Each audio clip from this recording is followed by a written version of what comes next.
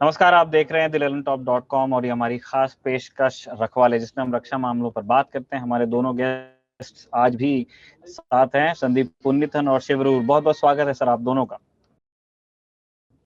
Hi Nikhil, thank you.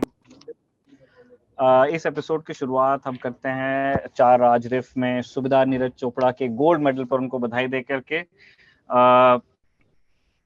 पूरे देश ने उनको बधाई यहाँ पहले ही दे दी हैं, लेकिन इस एपिसोड में दोबारा उसका जिक्र करने के पीछे मंतव्य ये है कि अब बहुत सारे लोगों के दिमाग में इसको लेकर के दिलचस्पी है कि किस तरह आर्मी में या नेवी या तीनों सर्विसेज में स्पोर्ट्स को लेकर जो इस तरह के टैलेंट्स निकल के सामने आते हैं, जो एक्सेप्शनली अच्छा कर सकते हैं, उनको किस तरह से सपोर्ट किया जाता है। तो हम चाहते हैं कि हमारे दोनों एक्सपर्ट्स बताएं कि किस तरह से ये चीज मतलब एक मोमेंटम पकड़ती है जब आप सर्विसेज में होते हैं और उसके बाद में कोई चीज आइडेंटिफाई की जाती है कि आप कोई शूटिंग में अच्छा है, कोई स्विमिंग में अच्छा है, जैसे अभी जैवलिन का एग्जांपल नीरज चोपड़ा का है।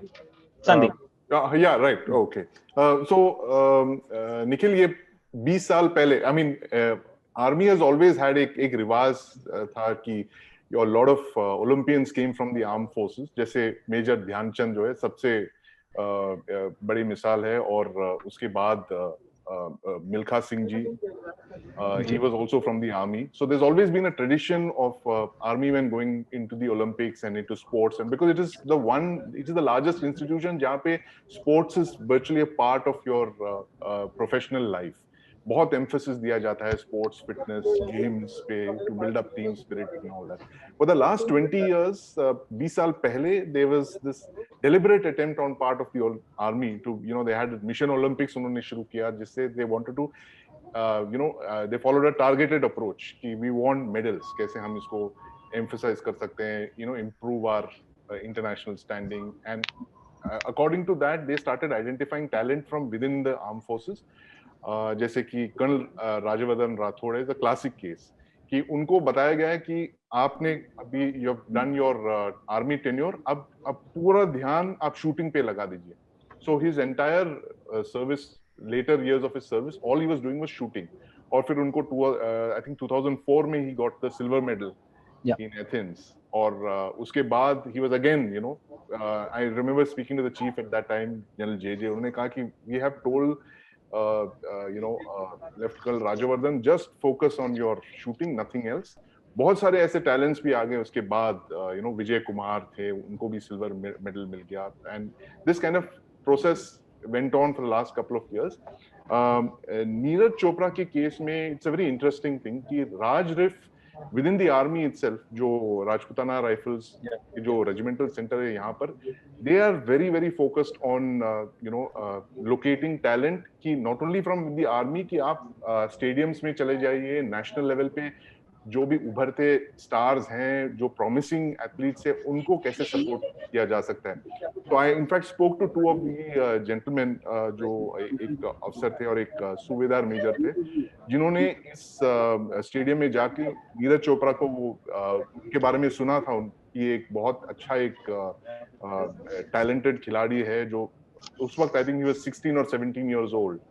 So they contacted him, they went and met his parents, and उसके बाद जब 2016 में he had made the junior world championship record, उन्होंने ये कर दिया. So the army said, look, we must take him on board and see how we can support him institutionally. कि उनको डायरेक्टली उनको भर्ती किया गया एज नायब सूबेदार, and he was given all the facilities, whatever he wanted. But उनकी जो stay थी आर्मी में, it was a very short stay in the army, because from there he immediately went into the national level. So I actually we think that sports को इतना सारा encouragement नहीं मिलता है. Sports athletes are on their own, and that story is not entirely correct, because last 10-15 years में there has been a very very big change in the way जिस तरह से स्पोर्टिंग टैलेंट को एनकरेज किया जाता है. And Neeraj is a very good beneficiary. I mean of course personally, I mean he is a fantastic athlete. इस तरह के जैवलिन थ्रोअर शायद हमने कभी देखा नहीं होगा एशिया में. But to take him to that next level, there was a very deliberate thing. जैसे कि आर्मी ने पहले उनको ट्रेन किया था अपने नोड्स में, brought him to Pune, one of the former Asian Games army coaches, इनके पहले कोच रहे. उसके बाद ही straight away went into the national team. So from there on, it was a process, and this is what the army does. पहले army में उनको induct करते हैं, फिर army nodes में भेजते हैं. Then from there they go to the national level, and once you're in the national level, then you have a platform of your own. Then the government looks after you. Then you have a Sports Authority of India, and then Jindal Sports की जो एक ये है, they also played a very important role. So whoever I was talking to the army about Neeraj Chopra said that look, he is definitely from the army and we have made sure that he's got all the facilities and all, but हम अकेले credit नहीं लेना चाहते हैं because it's not fair. Neeraj Chopra को बनाने में बहुत सारे institutions ने cooperate किया, जैसे कि national team, the army of course, Jindal also was another thing. Whatever he needed, whether it was funds, travel, coach, सबसे दुनिया का सबसे बढ़िया javelin thrower उनके coach रहे हैं. जी हाँ, वर्ल्ड रिकॉर्ड उनके पास है अभी. बिल्कुल, वो उनका record it's almost like an eternal record, कोई आज तक उसके पास भी नहीं आया. So that kind of encouragement, training he has got, and army is very proud of this fact कि that he's one of us, and he doesn't really have to do so much military service, और he is अब जैसे नायब सूबेदार से सूबेदार बन गए, एंड उम्मीद है कि आगे चल के बहुत ही जल्द मुझे बताया जा रहा है कि वो सूबेदार मेजर भी बन जाएंगे, and he might even get a commission. So that way the army will always be with him. एक तरह से institutional support जो है बहुत जरूरी है हमारे players के लिए, क्योंकि ज्यादातर जहां हम देखते हैं हमारे players जो है, it is not your average middle class city dwelling urban youth who go. It is basically rural areas से आते हैं हमारे ज्यादातर स्पोर्ट्स पर्सन जो हैं, जो एस्पिरेशनल इंडिया, एक तरह से भारत जिसको कहते हैं हम, वो ज्यादातर आते हैं स्पोर्ट्स में. They are the ones with the fire in the bellies. Neeraj Chopra classic case है. तो इस तरह के टैलेंट्स को आर्मी पिकअप करती है, एनकरेज करती है. It's a very big thing for them, coming out of the village, क्योंकि विलेज में कोई फैसिलिटीज नहीं है इस तरह के. They have no awareness. So this is what the army essentially does, and it's a very good model. इस तरह के दे शुड एनकरेज, जिस तरह से स्टेट्स बहुत जैसे ओडिशा ने हॉकी टीम को एनकरेज किया, इस तरह के एक तरह से कंपटीशन भी शुरू करनी चाहिए इंडियन आर्मी के अलग अलग रेजिमेंट्स से, कि आपके जो रेजिमेंटल फंड्स हमेशा क्रिटिसाइज किया जाता है, क्या हम उसको स्पोर्टिंग एक्टिविटीज में स्पेंड कर सकते हैं, क्या हम दूसरे इस तरह के जो यंग टैलेंट है हमारे विलेजेस में, क्या उनको लोकेट करके ट्रेन कर सकते हैं. That's a very good initiative. I think this Rajputana rifles ने जो किया है नीरज के केस में. ठीक है. अब शिव, जैसे ये तो एक बहुत अच्छा उदाहरण है जिसमें नीरज को स्पॉट किया गया, उसके बाद फिर उनको सर्विस में लेके उनको हेल्प किया गया. आई एम श्योर तीनों सर्विसेज इस बात का भी ध्यान रखती हैं कि उनके सोल्जर, सेलर, सेमैन, उनके बीच में से अगर उनको सर्विसमैन के बीच में से भी कोई टैलेंट मिल जाए तो उनके लिए भी किस तरह की अपॉर्चुनिटीज होती हैं, क्या उस पर हम कोई जानकारी दे सकते हैं अपने दर्शकों को?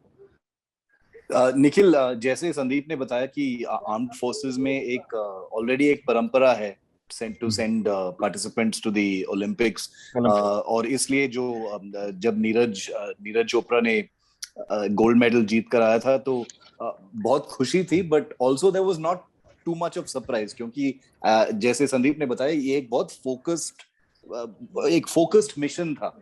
ऐसे नहीं है कि चलो भैया जाके पार्टिसिपेट करो, अच्छा लगेगा, ये सब. ये एक बहुत मिशन बेस्ड, ऑब्जेक्टिव बेस्ड एक ट्रेनिंग मिलता था नीरज को. फौज में काफी सारे एक्सेप्शंस उसको मिलते थे. वो बाल लंबा रख सकता था. He did not need to be on active duty. वो ट्रेनिंग में फोकस्ड कर सकता था एनी टाइम. तो वो जो फौज में जो रूल्स एंड रेगुलेशंस जो होते हैं निखिल, वो कुछ एक्सेप्शंस थे नीरज के लिए, ऑब्वियसली, क्योंकि वो शुरू से ऑलरेडी वो ये बिल्कुल साफ था कि ये देखो, ये एक मामूली सैनिक नहीं है.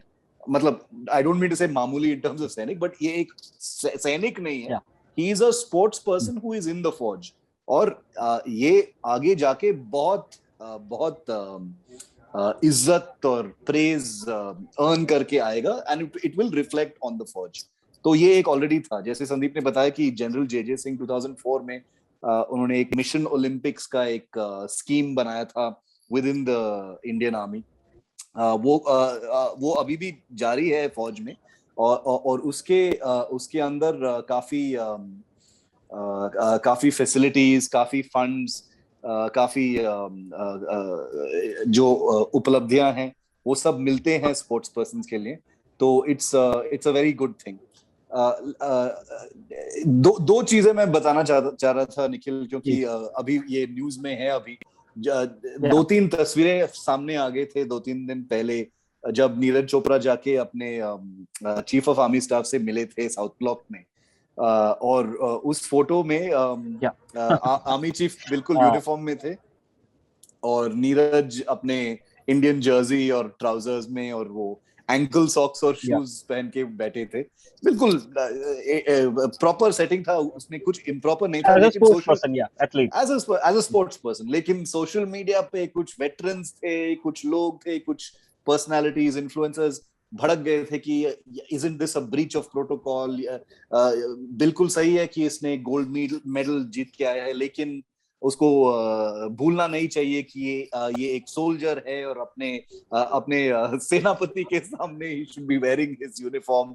तो ये सब हो गया, लेकिन मेरे मन में ये जो सोशल मीडिया पे जो सवाल उठे थे, that actually answers the question Nikhil, कि नीरज का स्पेशल स्टेटस यही था, क्योंकि फौज के पास फौज के पास कोई दिक्कत नहीं थी कि वो यूनिफॉर्म में नहीं था, क्योंकि उसके पूरे करियर में ये एक्सेप्शंस दिए गए हैं, ये सोच समझकर ये एक्सेप्शंस दिए गए हैं। आप बाल लंबा रख सकते हो, आप दाढ़ी उगा सकते हो, आप कुछ भी कपड़े पहन सकते हो, क्योंकि आपका जो you are a soldier of sports. तो वो पूरा फोकस लगा के नीरज चोपड़ा को एक स्पोर्ट्स सोल्जर के शेप में उसको मोल्ड किया था। सारा जो सपोर्ट था फौज से उसी टाइप में था। सो विद इन द फौज ये एक ऑलरेडी एक सिस्टम है निखिल, मिशन ओलंपिक्स है, फैसिलिटीज जैसे संदीप ने बताया कि it's part of your professional training, physical fitness, access to जो सिविलियन स्पेस में जो फैसिलिटीज का जो अवेलेबिलिटी बहुत मुश्किल होता है, वो फौज में काफी आसानी होता है, for shooters, for archers, all kinds of track and field जो ट्रेनिंग होता है, वो सारा वो नॉर्मल है फौज में। तो इसलिए आई थिंक नीरज एक शाइनिंग पोस्टर बॉय बन गया है कि जब सारे जो फैसिलिटीज अलाइन हो जाते हैं, बिल्कुल फोकस हो जाता है, तो someone like a Neeraj Chopra is possible every single Olympics। बढ़िया। और इसलिए लोग कह रहे थे कि लास्ट डे जाकर के आपको आर्मी को ही मूव इन करना पड़ा वहां पे जब नहीं आ रहा था गोल। एनीवेज, अब सीरियस बिजनेस की तरफ हम चलते हैं। शिव, आपकी से बात होगी इस सेगमेंट में भी। 254 स्क्वाड्रन का ध्रुव रूद अभी तक के लापता है। हमें बताया जा रहा है कि वो शायद 80 मीटर पानी के सरफेस के नीचे उसका रैकेज स्पॉट किया गया है, लेकिन इसके अलावा कोई और खबर नहीं है। और हमें बहुत अनफॉर्चुनेट एक टर्न ऑफ इवेंट्स हमने देखा जहां पे फैमिली मेंबर्स को सोशल मीडिया पे पोस्ट करना पड़ा, उसके बाद जाके वेस्टर्न कमांड थोड़ी सी ओपन हुई, उसके बाद ऑन रिकॉर्ड बयान आने लगे। तो मैंने ये सवाल पिछली बार भी किया था कि ये बात बिल्कुल समझ में आने वाली है कि वो एक डैम है, उसमें बहुत वर्टिकल हाइट उस पानी के कॉलम की बहुत ज्यादा है और वो रेस्क्यू मिशन में टाइम लगेगा, नेवी भी वहां पे इन्वॉल्व हो गई है। लेकिन जो मिसकम्युनिकेशन वाली शिकायत बार बार उठ करके सामने आ रही है, उसका समाधान क्यों नहीं हो पा रहा है? निखिल, एक्चुअली मैंने जो को पायलट था इस हेलीकॉप्टर में, उनका नाम था कैप्टन जयंत जोशी। उनका बड़ा भाई, उनका नाम नील है, वो सोशल मीडिया पे कुछ ट्वीट्स उन्होंने लिखा था, उनका इंटरव्यू भी हुआ है कुछ न्यूज़पेपर्स में। मैंने उनसे काफी देर तक बात की निखिल, और ऐसा नहीं है कि मिसकम्युनिकेशन हो रहा था। एक्चुअली वो मिसकम्युनिकेशन की बात नहीं थी, वो ये था कि उनको अंडरस्टैंड करना था कि क्या क्या रिसोर्सेज इस्तेमाल हो रहे थे इन दोनों की खोज में, क्या क्या हो रहा था। तो वो सारे कुछ डिटेल्स शायद सामने नहीं आ रहे थे, क्योंकि काफी सारे एजेंसियां ऑलरेडी तैनात थे उस जगह पे। फौज था, पुलिस था, नेवी स्पेशल फोर्सेस थे, जैसे संदीप ने रिपोर्ट भी किया था, डाइवर्स थे, कुछ आउट स्टेशन से कुछ सामान भी आया था। तो इस दौरान छोटा सा मिसकम्युनिकेशन हुआ होगा, लेकिन जो मेन जो इमोशन था वो ये था कि एक हफ्ता हो गया है और क्या हम सब कुछ कर रहे हैं जो करना चाहिए इस सिचुएशन में? तो ये एक बहुत दुखद और बहुत ट्रैजिक सिचुएशन था निखिल। लेकिन हमने पिछले एपिसोड में इसको काफी या डिटेल में डिस्क्राइब किया है। जैसे संदीप ने भी बताया कि उस एरिया में ट्रेनिंग के लिए काफी जगह नहीं है, क्योंकि एक बिल्ट अप एरिया है, इसलिए वो लेक के ऊपर ये लो लेवल सॉर्टीज फ्लाई कर रहे थे।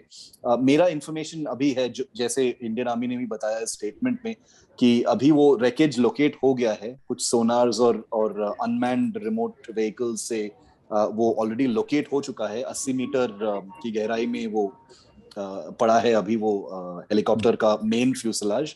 और वो पानी का क्लैरिटी बिल्कुल भी नहीं है निखिल। ये एक डैम है जिसमें काफी सिल्ट और सेडिमेंट है, और इसलिए 10-15 मीटर के नीचे जो पानी है वो बिल्कुल थिक है, वो बिल्कुल साफ नहीं है, उसके थ्रू आप देख नहीं सकते हो। तो इसलिए कुछ सोनार और ऐसे सेंसर्स का मदद लेके वो अभी लोकेट हुआ है। और अभी डाइवर्स और रिकवरी इक्विपमेंट का डिप्लॉयमेंट अभी होगा, और शायद वो उसको निकालेंगे। एंड रिजल्ट जो है सबको ऑलरेडी पता है या Nikhil. Until an official announcement is made हम बोल नहीं सकते हैं, लेकिन ये एक बहुत ही वो फैमिलीज के लिए बहुत ही बहुत ट्रेजिक है। एंग्शियस, वो एक क्लोजर जो बोलते हैं कि जब जब जब हाँ when we get the information once and for all, तब आप तब आप मौन कर सकते हो, तब आप you can move on, take the next steps in the grieving process. But तब तक वो एक एंजाइटी, एक भूत जैसे बैठ जाता है सर पर। और इसलिए ऐसा ही है। मैंने दोनों दोनों साइड से बात की है, और वो इमोशन ऐसा ही है निखिल। बहुत बहुत कठिन, बहुत मुश्किल ऑपरेशन है उस फ्यूसलाज को निकालना। लेकिन उनका कहना है कि शायद 2-3-4 दिन में ये कुछ हो जाएगा इसमें। ठीक है। संदीप, इसी से संबंधित एक और सवाल हम आपके हवाले से समझना चाहते हैं कि इस दिशा में क्या हो रहा है। अभी देखिए, अंडरस्टैंडिंग ये है कि रुद्र जिस तरह से मतलब बनाए गए हैं, उनके मिशन प्रोफाइल्स जिस तरह से बनाए जाते हैं, पायलट्स जितने तैयार होते हैं, ज्यादा एक्सपेक्टेशन यही होती है कि वो एयरक्राफ्ट लैंड के ऊपर उड़ रहा होगा, वो क्लोजर सपोर्ट के लिए है। बट ओकेजनली हो सकता है कि उसे किसी वाटर बॉडी के ऊपर से भी जाना पड़े, जैसा कि हमने इस मिशन में भी देखा। और वहां पे अब ये एक रिस्की मतलब काम है, और इसमें दुर्घटनाएं हो सकती हैं, ये बात समझ में आती है। क्या इस हादसे के बाद में किसी तरह के परिवर्तन या किसी ट्रेनिंग या इक्विपमेंट में किसी तरह के बदलाव के बारे में सेना विचार करेगी कि अगर इस तरह के मिशंस हमको रुद्र में भी करने हैं या ऐसे बाकी हेलीकॉप्टर्स में भी करने हैं, जिनको हम नेवी की तरह, जैसे नेवी बहुत कॉन्शियस फोर्स है, वो सेफ्टी के मामले में वो 10 on 10 अगर मामला नहीं होता है तो वो सॉर्टीज के लिए जाते ही नहीं है, मतलब इतना ध्यान रखते हैं। क्या उस तरह की प्रैक्टिसेस अब आर्मी को भी शुरू करनी चाहिए? बिल्कुल निखिल। और जैसे मैं पायलट से बात कर रहा था, उनको लगता है, I mean at this moment it's only speculation, but या इट्स इन्फॉर्म्ड स्पेकुलेशन, कि एक तो है वो नैप ऑफ अर्थ फ्लाइंग, जिसके बारे में हम बात कर रहे थे लास्ट टाइम। उनके जो मिशन प्रोफाइल, शायद वो ये ट्रेनिंग मिशन था। It was very clear by judging, it was a captain and lieutenant colonel. So it is possible that they were flying this nap of the earth mission lake के ऊपर, क्योंकि वहां पे इतने एरियाज मिलने मुश्किल है, क्योंकि in the area that the base is located. And अक्सर ऐसा होता है कि you think that that there is a depth perception issue. जब आप वाटर के ऊपर फ्लाई करते हैं, you are not very sure exactly where the water surface is, and when you're flying low, तो ये अक्सर होता है। even the naval pilots face this issue, so it's possible that happened, and that it seemed to have been a high energy impact. जैसे जो it was not a hover crash, जैसे hover करके crash कर रहा था, वो साफ पता लग रहा है wreckage देख के। I think आगे से obviously Dhruv has flotation devices, generally life jackets equipped करके fly करते हैं, and possibly in this case they were not equipped like that, and I think this crash should be a wake up call, and मुझे लगता है I think the army will move very quickly on equipping their helicopters. adequately flotation devices हो या life jackets हो, उस तरह के safety devices, because जो कि already है ध्रुव helicopters में, but they are usually for the Coast Guard and the naval helicopters which fly on water, ना कि इस पे, but probably they can do it very easily for the training missions and sorties and all that. It's just a question of a plug-in. So I'm sure the army must be already considering this. ठीक है, अब चलते हैं एक काफी controversial जो हो सकती है चीज भविष्य में आकर के। एक खबर पिछले दिनों ब्रेक हुई, अभी हम एग्जैक्टली नहीं जानते हैं कि सरकार के दिमाग में क्या है, लेकिन इस तरह की बातें हो रही हैं कि हो सकता है जो अपर एशेलॉन से आपके तीनों सर्विसेज में, वहां पे सीनियोरिटी की जगह मेरिट पर ध्यान दिया जाए इन प्रमोशंस। अब इस चीज को लेकर के दोनों मत अपने आप में बटे हैं। उनका कहना है कि उतने उस रैंक तक के लोग जाते ही इतने वेटिंग प्रोसेस के बाद है कि वहां मेरिट वाला ही व्यक्ति वहां पे पहुंचता है। इसीलिए एक आर्गुमेंट यह है कि आप सीनियोरिटी को भी फॉलो करोगे तभी भी आपको मिलेगा मेरिट ही। एक दूसरा स्कूल ऑफ थॉट है कि नहीं, आप ईयर ऑफ सर्विस पे कैसे डिसाइड कर सकते हो कि किसका कौशल किस विधा में कितना है, और इसीलिए किसी को कहीं से चुन लेने पे, सॉर्ट ऑफ सुपरसीड कर लेने में इतना ज्यादा शोर नहीं मचाना चाहिए। अभी इस पे विचार ही चलना है, पक्की खबर का अभाव है। हम अपने दोनों गेस्ट की टिप्पणियां चाहते हैं कि उन्हें क्या लगता है, क्या इस बहस में दम है। संदीप। निखिल, ये मेरिट बेस्ड सिलेक्शन जो है, it is a very controversial issue in the services.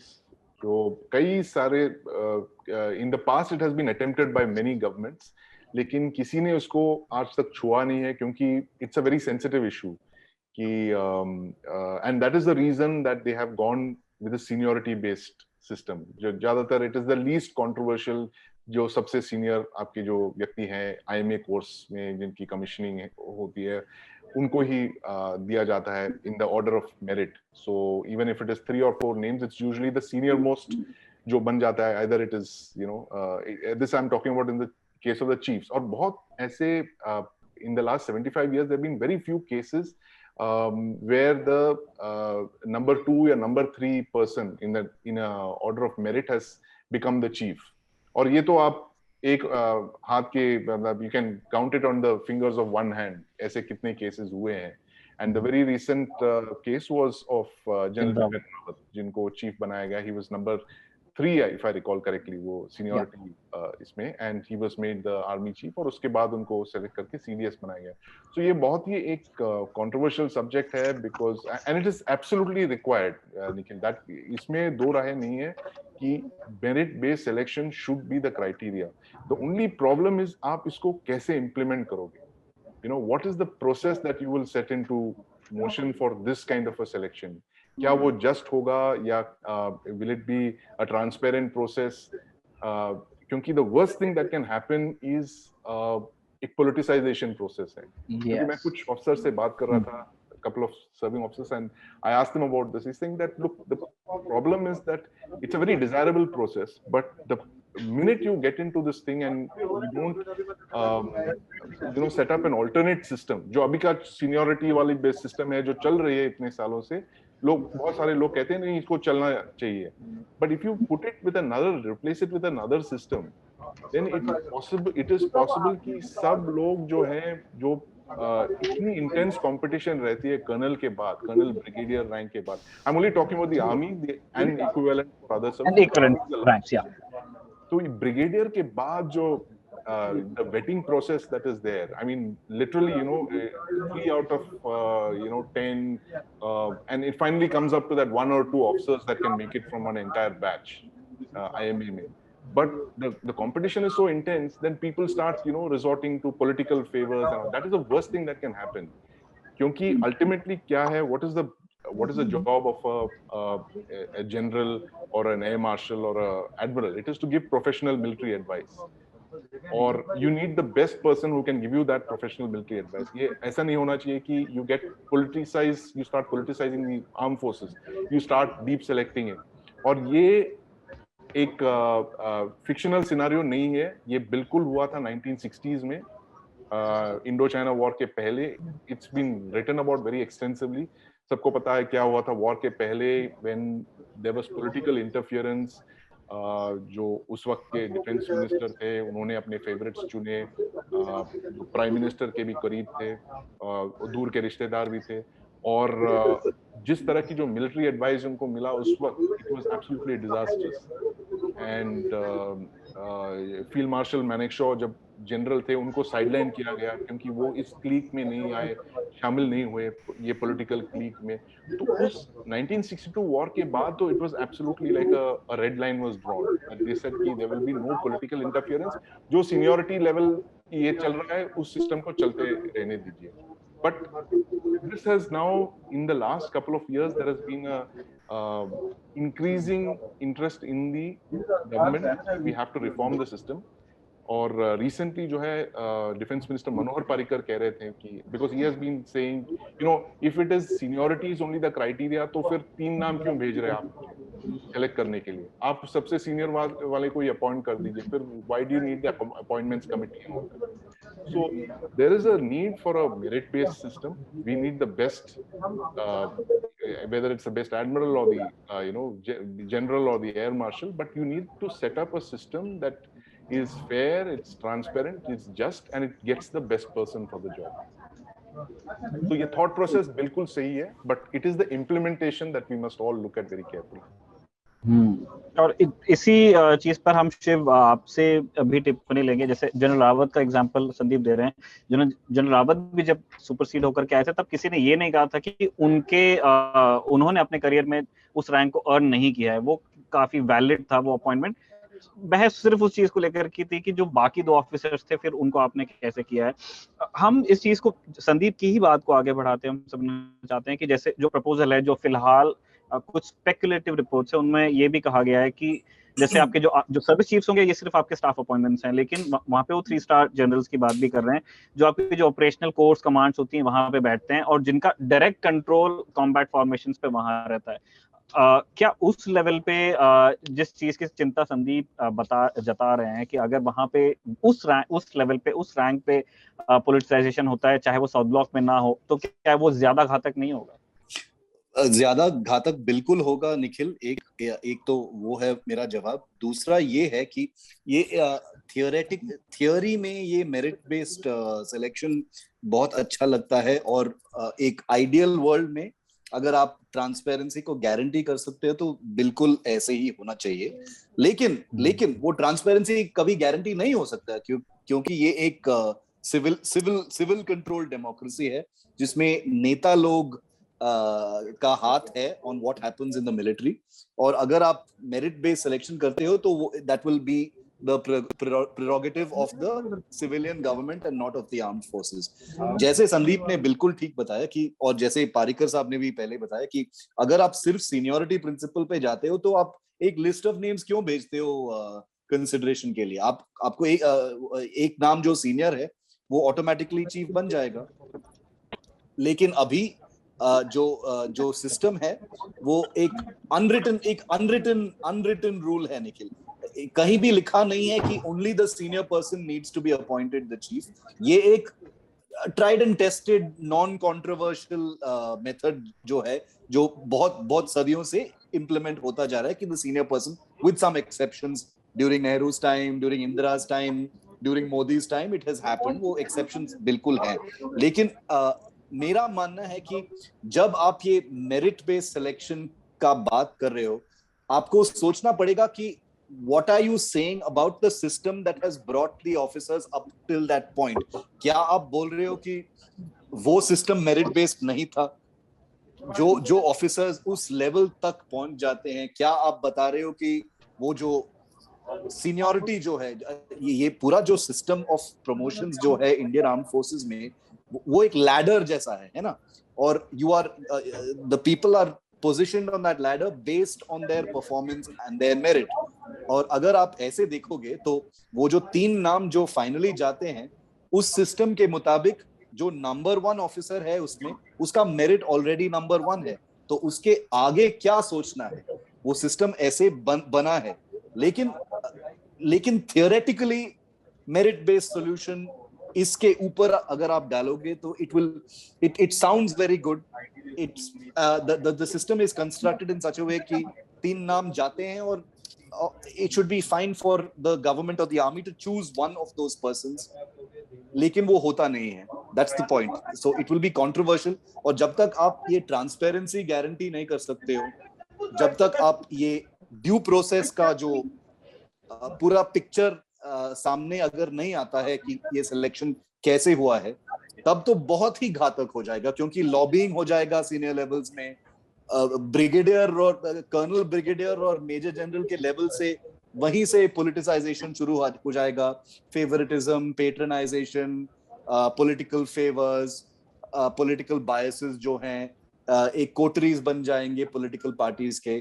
तो ये सब हो जाएगा. और सरकार तो आते हैं जाते हैं. So this is something that I feel personally ये काफी एक डेंजरस सॉल्यूशन है. Even though theoretically if we can guarantee transparency, ये बिल्कुल ठीक है. अब मैं इस थ्योरी और प्रैक्टिस के बीच के फर्क के लिए संदीप आपसे एक और चीज समझना चाहता हूँ. इंटरनेशनल स्टैंडर्ड्स क्या है? मतलब कोई स्टैंडर्ड्स तो नहीं होंगे, लेकिन दुनिया भर की फौजें किस तरह से तय करती हैं कि उनके यहाँ सीनियर मोस्ट अपॉइंटमेंट्स जो होंगे, जो उनके यहाँ के स्टाफ अपॉइंटमेंट्स होंगे, जो सरकार को एडवाइस करेंगे, वो कैसे चुने जाते हैं? It's generally on merit, Nikhil. जैसे हमारे यहाँ जैसे शिव कह रहे थे that seniority principle जो है, it is only followed as a custom. ऐसे कहीं लिखा नहीं है. It is only एक रिवाज के तौर पे वो फॉलो करते हैं. जैसे कि even things like entry of select arms into the general cadre, जो it is right now it is only for infantry, mech infantry and armor. और बाकी सारे arms के जो हैं like artillery and all that, signals, engineers, they have to go through a separate selection process. ये कहीं पे लिखा नहीं है, but it's almost become like it's become an institution, it's become like a norm now in recent times. This kind of a system is not एक कहीं government order नहीं है कि आपको ऐसे करना है, but they have just been following it over the last couple of years. So internationally this thing of merit is a very मतलब ज्यादातर merit पे ही selection किए जाते हैं, and they have had the similar kind of problems जो हमने face किए हैं, transparency, but because हमारी जो army इतनी large है, our officer cadre is so large, 40,000 and all that, and बहुत सारे competing interests है, and like I said, after that 62 war incident, उसके बाद generally the government has kept the armed forces at length कि आपको जो करना है, आप जो system follow करना है आपको, आप करते रहिए, we will not interfere very much. So that political interferences are to a minimal. But in the last couple of years, I mean, I don't know if this is part of the reform process जो government सोच रही है armed forces के बारे में, या ordnance factories, defense land, all of that, whether it is part of this overall thought process that they've decided that they should look at the merit and deep selection and all that. Abroad also there is no I cannot think of any country which is using seniority as a principle. इस तरह की जो है ज़्यादातर we see a merit is seen as one of the biggest criteria, और उसकी जो marking systems हैं, there have been many cases in the past कि जैसे General Patton for instance, so one of the finest military commanders जो American military commanders, he was ruled out of promotions because very famous case, उन्होंने slap किया था एक officer को. It is in the middle of the Second World War, and his juniors were promoted ahead of him. So there have been many such controversial cases like that. So ज़्यादातर जो है वो merit पे ही चलते हैं, but the system there is far more rigid, it's far more transparent, जहाँ पे as compared to ours. हमारी जो merit the marking process जो है, there's a lot of controversy, बहुत सारे especially when you're looking at other arms जो है non infantry arms, जो एक तरह से अगर आप किसी artillery वाले से पूछोगे या signals, engineers, they see that look, this entire general cadre is being monopolized by certain select arms, तो हमको बाहर रखा गया है, and officers are maneuvered in such a way that they get better markings. उनकी जो ACR है, they are get given better gradings, and so there is a lot of complaints about the system that we have. But जैसे मैं कह रहा था, it is a system that has worked, the seniority principle is the least, it's a path of least resistance. तो इसीलिए in the last couple of years I think the government has gone down this path. तो अगर आप merit based system लाओगे तो it is going to open up a hornet's nest, that is for sure. चलिए देखते हैं सरकार जो, ये तो मैं मतलब आपकी इस बात से सहमत हूँ कि इस सरकार ने कम से कम ये तो किया है कि पिछले 7 साल से हम देख रहे हैं कि अनपॉपुलर डिसीजंस लेने में इन्होंने कोई हर्ज किया नहीं है, स्पेशली तीनों सर्विसेज को लेकर हो, चाहे वो ओएफबी के हो, चाहे सीडीएस का अपॉइंटमेंट हो, और वो और भी इस तरह के सुधार करते तो जा रहे हैं। एक्विजिशंस में भी हम यही देख रहे हैं। अब शिव आपके पास आएंगे। एक टेस्ट फायरिंग कलवार फिर से हुई आईटीसीएम की, और हमने पहले भी निर्भय के लॉन्चेस देखे हैं जो अब रिब्रांड हुआ है एस आईटीसीएम। लेकिन इस बार ये खास था कि इसमें एक स्वदेशी इंजन लगा हुआ था, एक टर्बोफैन इंजन था जो जिसका नाम रखा गया है मानिक। पहली प्रतिक्रिया हम इसी बात को लेकर चाहते हैं कि ये कितनी बड़ी उपलब्धि है। निखिल, ये एक बहुत ही बड़ा अचीवमेंट है कि एक स्वदेशी टर्बोफैन इंजन, मिनिएचराइज टर्बोफैन इंजन का इस्तेमाल और टेस्ट हुआ है इस पर्टिकुलर टेस्ट लॉन्च में निर्भय का। अगर आप डिटेल में देखोगे तो ये टेस्ट पूरा का पूरा सक्सेस नहीं था। वो 10 मिनट के लिए ये मिसाइल उड़ा था, निर्भय मिसाइल, जो अभी कोड नेम्ड है indigenous technology cruise missile ITCM। और उसके बाद वो किल स्विच एंगेज करना पड़ा क्योंकि कुछ दिक्कत था उस इंजन में। लेकिन वो टेस्ट शेड्यूल्स में ये काफी नॉर्मल है निखिल, क्योंकि वो टेस्टिंग से ही आपको पता चलता है कि एग्जैक्टली सिस्टम क्या था, प्रॉब्लम क्या है, ये सब। और शायद वो टेस्ट इसी रेंज के लिए ही टेस्ट हुआ था। तो वो डिटेल्स अभी तक बाहर नहीं आए हैं। लेकिन ये मानिक इंजन जो है एक बहुत ही इम्पोर्टेंट, बहुत ही महत्वपूर्ण अचीवमेंट है DRDO का, क्योंकि हमारे डिफेंस एस्टेब्लिशमेंट में इंजन्स की बहुत कमी है। इंडिजिनस इंजन, रॉकेट इंजन तो बिल्कुल ठीक है, लेकिन जेट इंजन्स जो हैं हमारे पास वो नो हाउ प्रैक्टिकली जीरो है। हम इंजन्स, सारे जो एयरक्राफ्ट इंजन्स हैं वो हम लाइसेंस मैन्युफैक्चर या इंपोर्ट करते हैं। और टर्बोफैन इंजन का जो टेक्नोलॉजी है वो रॉकेट इंजन से बहुत कॉम्प्लिकेटेड चीज है। और क्रूज मिसाइल जैसे आपको पता है, इट्स एक एयरक्राफ्ट की तरह ही बिल्कुल है। उसका एक फ्लैट ट्रेजेक्टरी होता है क्रूज मिसाइल्स का। और निर्भय सिस्टम का टेस्टिंग अभी तक जो हुआ है वो एक रशियन इंजन पे के पावर से हुआ है। और ये आई थिंक फर्स्ट और द सेकंड टेस्ट जो था मानिक इंजन का इंटीग्रेशन से।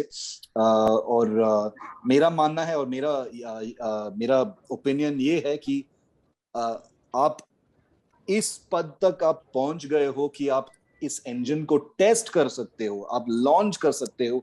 ये ही एक बहुत ही बड़ी बात है, क्योंकि अभी तक वो सिर्फ ड्राइंग बोर्ड में था, वो एक लैब में पड़ा हुआ था, वो ग्राउंड टेस्ट करते थे, वो फ्लेम टेस्ट, ये वो बहुत कुछ बिल्कुल लैब और टेस्ट सेंटर में करते थे।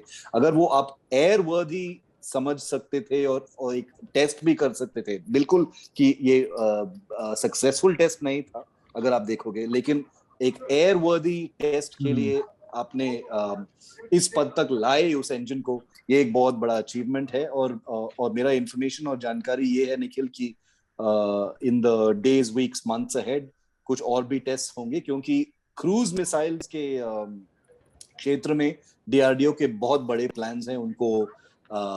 उनको नॉट ओनली निर्भय को एक मैच्योर हथियार बनाना है, लेकिन इसको एक ट्राई सर्विस वेपन भी बनाना है। उनको एक air launched, miniaturised air launched version भी शायद हो सकता है, एक नेवलाइज्ड वर्जन हो सकता है शिप्स और सबमरीन्स के लिए। तो ये एक बहुत ही इम्पोर्टेंट और इंडिस्पेंसिबल प्रोजेक्ट है। इसलिए तो ये मानिक इंजन फिट करके ऐसे टेस्ट करना एक बहुत इंपॉर्टेंट चीज है। इसी स्टोरी पर संदीप हम आपकी प्रतिक्रिया चाहते हैं। जैसे शिव ने उस चीज को मतलब वो ऑलमोस्ट उन्होंने टच किया है, ही बताया, और उन्हीं से सवाल भी निकल के आया कि ये एक मतलब थोड़ी सैड रियलिटी है कि प्राइम मूवर्स में हमने काफी स्ट्रगल किया है। मतलब चाहे वो टैंक के इंजन क्यों ना हो, हमको समय लग गया वहां तक के पहुंचते पहुंचते, और फिर अब मानिक का उदाहरण है जो सफलता की ओर जा रहा है। कौन से वो स्ट्रक्चरल इश्यूज थे जिनकी वजह से इस चीज में हमने बहुत समय लगा दिया यहाँ तक आते आते? निखिल, सबसे बड़ी जो प्रॉब्लम इसमें जो आई है ये टर्बोफैन इंजन में, वो उसको मिनिएचराइज करने में रहा है कि it's a very big challenging thing. इसलिए बहुत कम देश ऐसे हैं जो दुनिया में टर्बोफैन इंजन बना सकते हैं, और यही एक प्रॉब्लम रहा है हमारा in the last couple of years. So that was one big challenge, get a 4.5 kilo newton engine, एक छोटे एक आकार में आप उसको, it has to pop up and then kick in second stage, it has to take over. So that is the big this thing. और जैसे शिव कह रहे थे, it's a breakthrough और एक किलर ऐप मैं समझता हूँ, क्योंकि using this technology now you can not only extend the range. जैसे अगले जो टेस्ट आने वाले हैं इस मानिक इंजन के, उसको वे पॉइंट्स के साथ उसको टेस्ट किया जाएगा इस IT इंडिजिनस क्रूज मिसाइल को, और उसके बाद दे increase the range of the missile also. So this becomes a test bed for a whole lot of other technologies. जैसे आप not only in cruise missiles, longer range cruise missiles, आप एक once you master this engine, then you can use it for other applications as well. UAVs में भी use कर सकते हैं आप इसे, long range UAVs, those kind of this thing, maybe glide bombs also. I'm not sure about that, but definitely UAVs and cruise missiles के लिए it is very very important, and एक तरह से इसे ब्रेक थ्रू मानना चाहिए हमें। ठीक है, ऑन दैट नोट एक आखिरी छोटी खबर है जिसके ऊपर हम अपने गेस्ट की टिप्पणी लेंगे, उसके बाद हम ये एपिसोड कंक्लूड करेंगे। क्रेडिट वेयर इट्स ड्यू, हमने ये स्टोरी देखी थी, स्नेहा एलेक्स फिलिप, उनकी एक स्टोरी है द प्रिंट के लिए उन्होंने की थी कि आर्मी सोच रही है और K9 वज्रा लेने के बारे में, और उसमें उन्होंने ये भी बताया कि सेना जो प्रदर्शन रहा है वज्र का लद्दाख में, उससे काफी खुश है। इस डिसीजन के बारे में या इस लीड के बारे में आप दोनों के क्या विचार? Sandeep. Nikhil, no surprise, because सब जानते थे कि there was going to be an additional order place, सिर्फ नंबर्स की ये था, because L&T has delivered these 100 guns, I think in beginning of this year, January में 100 गन उन्होंने डिलीवर करके खत्म कर दिया प्रोजेक्ट को। And since last year itself they have been flagging the issue कि हमारी जो प्रोडक्शन लाइन हमने इतना such a high technology production line we have set up only for this, it will be idle. So we need some kind of orders to go ahead, and it so happened कि ये Chinese deployment आ गई है, और army ने इस K9 वज्र को, which is actually acquired for the desert, that was deployed in the mountains. आपने वो तस्वीर भी देखे होंगे उसके। Based on that experience, the army has come back to L&T and said, look, आपको और orders हम देने वाले हैं, because we also think that this is a great capability we need in the mountains. और हमें पता लगा है कि the kind of deployments that have taken place of the K9, उसको लेके काफी सारे modifications भी करने वाले हैं जो 40 प्लेस करने जा रहे हैं, जैसे कि the heating systems will be changed, the fuel heating systems, internal heating, then ballistic computers, fire controls, उसमें काफी सारे changes आएंगे, and they've used all their experience over the last couple of months to modify this 40 order that will be coming. So वो it's not very difficult, they can modify it and बहुत जल्द उसको वो deliver कर सकते हैं, but the concern is it's 40 also is very limited number है, इससे और ज्यादा चाहिए उनको, because army, निखिल आप जानते हैं the requirement for the army is something like 2000 plus guns, and वो small numbers में ऐसे order करते जा रहे हैं, whereas what you actually need is an artillery acquisition program spread over decades. Where you have to get indigenous companies online, और ये पहले बार है कि हम देख रहे हैं कि 3 या 4 प्रोडक्शन लाइंस एक साथ शुरू हो गए हैं, कि not only do you have the ordnance factory, Bharat फौज के पास भी है, अब टाटा पावर भी है, और चौथी लाइन है जो L&T ने जो सेटअप किया है। सो एक तरह से it is spot on. Government ने जो नेगेटिव लिस्ट पे इसको डाल दिया है आर्टिलरी गन्स को दिसंबर 2021 तक, ये सब देखते हुए उन्होंने किया है कि today we are completely self sufficient in artillery, हमें इंपोर्ट करने की जरूरत नहीं है। So in that sense, this is a very welcome decision. But they should look ahead also कि क्या हम और भी guns यहाँ पे बना सकते हैं, इसे क्या export भी कर सकते हैं. That those kind of things should be taken. एक industrial policy की जरूरत है इस सबको देख के. शिव, इसी चीज को लेकर के मैं आपसे, जैसे संदीप ने बताया कि इस बार ये एक सेल्फ प्रोपेल्ड आर्टिलरी सिस्टम है, हाँ, और उसके अंदर वो आर्मी के एक्सपीरियंस के आधार पे वो कुछ चेंजेस करने वाले हैं, थोड़ी सी और मॉडर्न गन्स अब आर्मी को दी जाएंगी, इस आशय की बात संदीप कह रहे थे. मैं सुनना चाहता हूँ कि आम दर्शक को देख करके तो वो कम से कम नीचे से टैंक जैसा ही लगता है, तो लोग ये एक मतलब जिज्ञासा रहती है लोगों के दिमाग में कि क्या आर्मी ने या इंडस्ट्री ने इस पर विचार किया है कि वज्र का जो प्लेटफॉर्म है उसको, उसके ऊपर कोई और मॉडिफिकेशंस करके किसी और फॉर्म में, किसी और वेपन सिस्टम में उसको इस्तेमाल करने के बारे में विचार किया गया है, सोचा गया है? इस तरह की कोई थिंकिंग है क्या? निखिल, ऑलरेडी एक विचार एक्टिव है. L&T जो ये K9 बनाता है उनका ऑलरेडी, और संदीप ने ये रिपोर्ट किया था लास्ट ईयर, आपको शायद पता भी होगा कि L&T ने एक्चुअली ऑफिशियली एक प्रपोजल दिया है आर्मी को कि वो जो लाइट टैंक्स की रिक्वायरमेंट है लद्दाख में, संदीप ने ही रिपोर्ट किया था कि वो K9 का जो चैसी है, ट्रैक्ट चैसी जो है, उसको एक इंपोर्टेड, आई थिंक एक बेल्जियन मेन गन, उसको इंटीग्रेट करके आप एक लाइट माउंटेन टैंक के अवतार में आप बना सकते हो उसी प्रोडक्शन लाइन में. तो आपका सवाल बिल्कुल अच्छा है, क्योंकि वो एक्चुअली ऑलरेडी है. और L&T जो है उनका देखो, L&T ने ऑलरेडी एक डिलीवरी कर चुका है K9 वज्र के, अब ये 40 और वो बनाएंगे. संदीप इज एब्सोल्युटली राइट, वो एक बहुत ही इंट्रिकेट, बहुत कॉम्प्लिकेटेड प्रोडक्शन लाइन है और उसको गरम रखना चाहिए. It should be producing many more guns than currently. लेकिन ये 40 वाला ऑर्डर से भी मैं खुश हूं, क्योंकि जब तक वो 40 के ऑर्डर आ जाएंगे तब तक शायद कुछ और ऑर्डर्स आएंगे. ये जो L&T का जो प्रपोजल है लाइट टैंक्स का, शायद वो भी who knows, maybe it will also be approved by the Ministry of Defense. तो ये एक लॉजिकल, बिल्कुल एक लॉजिकल डिसीजन है. लार्सन एंड टूब्रो एक बहुत ही रिलायबल कंपनी, वो प्रैक्टिकली एक it has all the good qualities of a PSU and it does not have any of the bad qualities of a PSU. Many people say that about L&T कि वो PSU का जो power है, जो resources है, जो reach है और जो इन्फ्लुएंस है गवर्नमेंट पर, वो सारा है.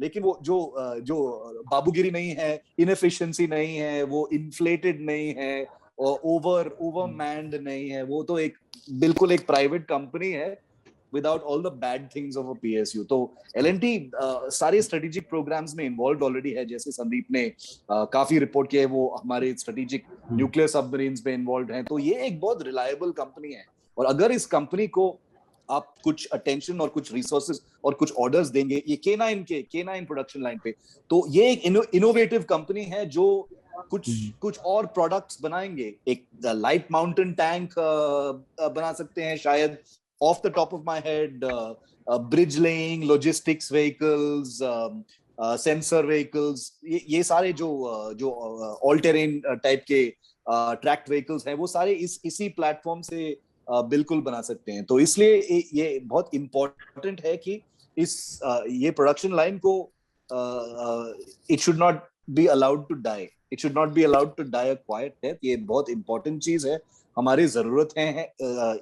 सिर्फ आर्टिलरी को देखोगे तो इतना बड़ा रिक्वायरमेंट ऑलरेडी है, तो it is very important that it should not be wasted. Nikhil, चलिए, ऑन दैट नोट रखवाले की इस किस्त को भी हम कंक्लूड कर रहे हैं यहाँ पे. बहुत बहुत शुक्रिया हमारे दोनों गेस्ट का, शिव आपका भी, संदीप आपका भी, जो हर हफ्ते हमारे लिए टाइम निकालते हैं, और शुक्रिया हमारे दर्शकों का भी जो हमारे एपिसोड्स देखा करते हैं. Thank you Nikhil, thanks Sandeep, धन्यवाद Nikhil, thank you Shiv, bye.